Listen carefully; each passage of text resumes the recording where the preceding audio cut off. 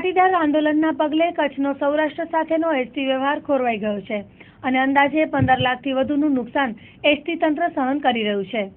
આ અંગે એસટી વિભાગના અધિકારીના જણાવ્યા મુજબ મોરબીમાં કચ્છ રૂટની એસટી બસોને તોડફોડ કરવામાં આવી છે, જેના કારણે હાલે કચ્છથી અમદાવાદ રાજકોટ જતી 60 જેટલી ટ્રીપો અટકાવી દેવામાં આવેલ છે, તેમજ બહારથી આવતી 90 બસોને પણ અટકાવી દેવાઈ છે। હાલમાં જે અનામત આંદોલન ચાલી રહ્યું છે તે મુજબ છેલ્લા 2 દિવસથી જે પરિસ્થિતિ બગડી અને મોરબીમાં જે બનાવો બન્યા એને અનુલક્ષીને હાલમાં ભુજથી મોરબી તરફ જતી રૂટની બસો સ્થગિત કરવી પડી છે।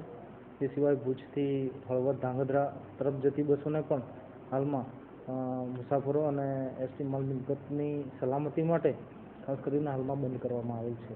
લગભગ બંને રૂટના થઈ અને ખાસ કરીને અમદાવાદ તરફ જતા અને સૌરાષ્ટ્ર તરફ જતા કુલ 107 રૂટ જેવા બંધ થવા પાત્ર થયા છે, જે હાલમાં આપણે બંધ છે।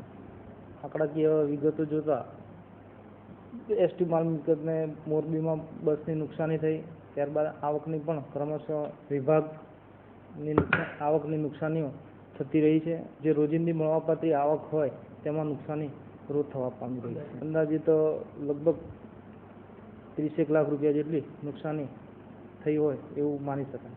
હવે રૂટ ચાલુ થવા બાબતે અમે સતત મોરબી ડેપો છે, ડેપો મેનેજરશ્રીના સંપર્કમાં છીએ, ત્યારબાદ વિભાગીય નિયામક શ્રી રાજકોટના સંપર્કમાં છીએ કે તેઓ આ અંગે ત્યાંના લેવલે જે કોઈ નિર્ણય લેશે તે નિર્ણયના આધારે રૂટ પુનઃ ચાલુ કરવાના પ્રયત્નો ત્વરિત કરવામાં આવશે।